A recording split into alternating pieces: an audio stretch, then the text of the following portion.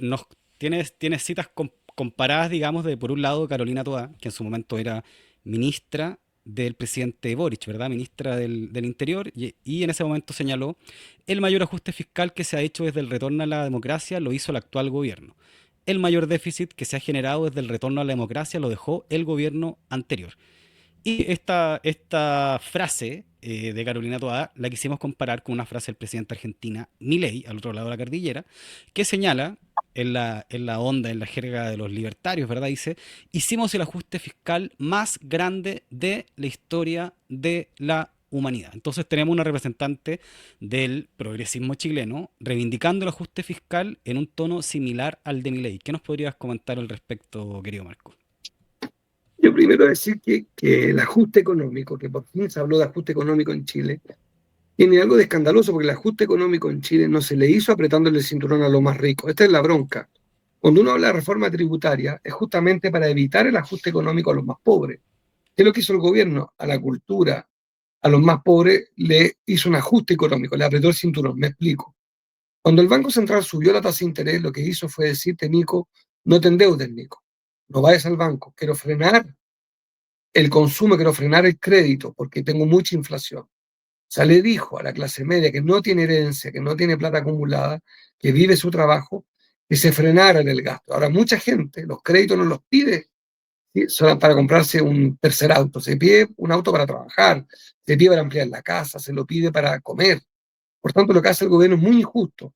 Ajusta el valor del dinero al alza, se lo vuelve más caro el dinero, pero en el crédito. Por otra parte, se opone el gobierno a los retiros de los fondos de pensiones, todo en nombre de la inflación como si la causa de la inflación fuera una sola. Tercero, dice que tiene que disminuir el déficit fiscal y lo que hace es ajustar, como ellos mismos lo dijeron, el presupuesto público. Además de que lo calcularon mal, pero más allá de la broma, ajustan. Y lo molesto es que prometieron lo contrario.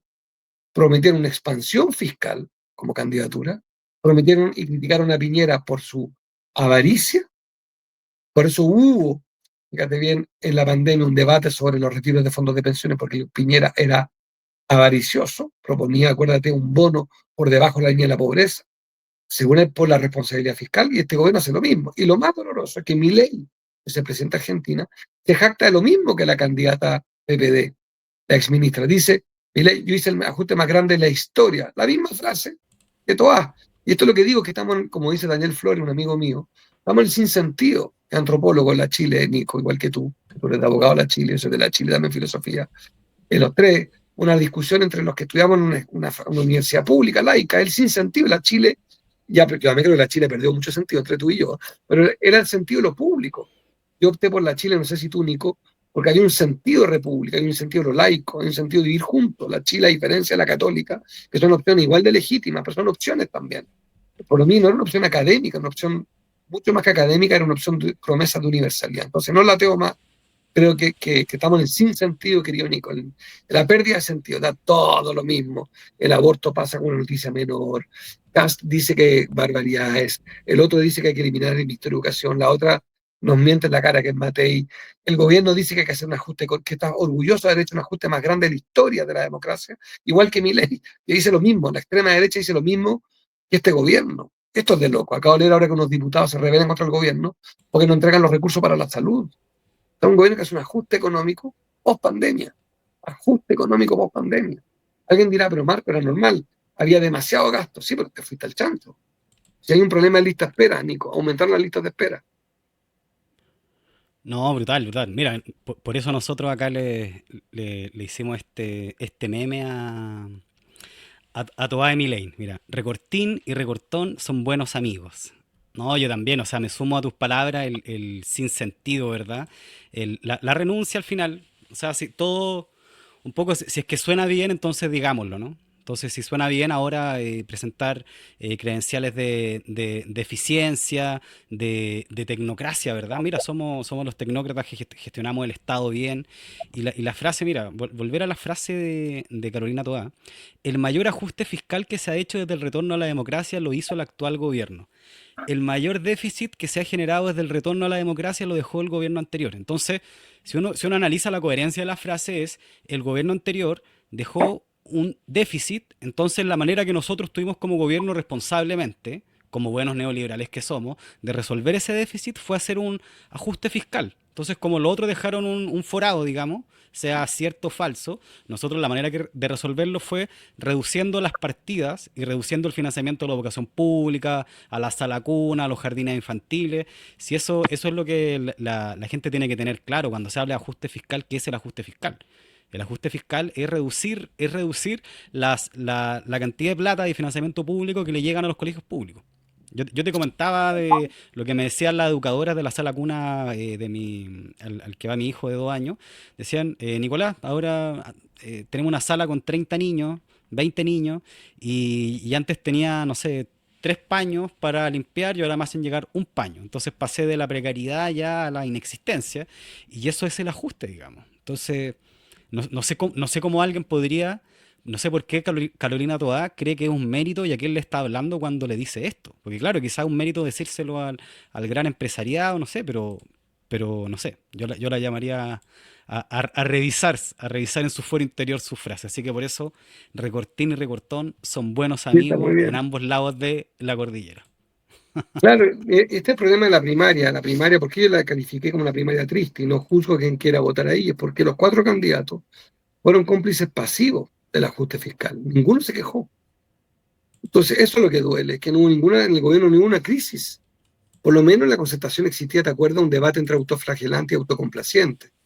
Acá nada, todos de acuerdo, todos diciendo, bueno, en realidad, pero es una política de derecha la que hizo el gobierno en materia fiscal. Pues había otros caminos para disminuir la inflación, había otros caminos. Optaron por el camino más fácil, que apretarle el cinturón a los pobres. Por eso no hicieron reforma tributaria, porque había otro camino. Entonces tú decías, bueno, para no hacer ajuste fiscal y para bajar la inflación, voy a hacer un esfuerzo y es que los más ricos aporten más, con lo cual no golpeo el consumo y no golpeo a los pobres. Pero lo que hicieron fue no tocar a los ricos, para ser bien preciso, y sí apretarle el cinturón a los más pobres. Y eso es lo que a mí me parece decepcionante, para no llenar de adjetivo la conversación. Oye, Marco, leí hace poco a Jorge Arrate, socialista histórico, que es parte del Frente Amplio, decía. Y él no critica mucho al gobierno hoy porque son sus aliados, pero cada cierto tiempo tira frases de este tipo. Dice como, parece que durante este gobierno no han querido apoyar la movilización para presionar cuando hay que dar determinadas batallas, digamos. Tú, Marco, si tú fueras presidente, ¿cómo lo hubiese hecho entonces? Porque Boric no tiene mayoría Es en que ni una de las cámaras.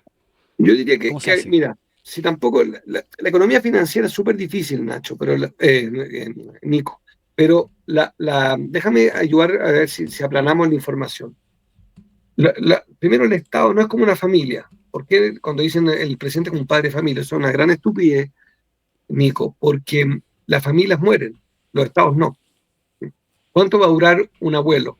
Máximo, 100 años. Los estados, Chile tiene 200 años.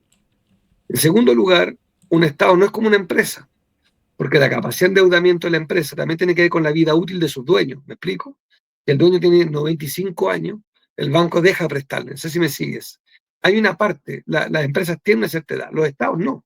La capacidad de endeudamiento de los estados es mucho mayor que la de una familia, la de un ser humano. Entonces, primera premisa. Segunda premisa, el endeudamiento, que es un gran tema en el mundo entero, en Argentina, la deuda, en Francia, en Japón, que todos están endeudados, es lo más normal tener deuda. La pregunta es ¿por qué estás endeudado? No es tener deuda.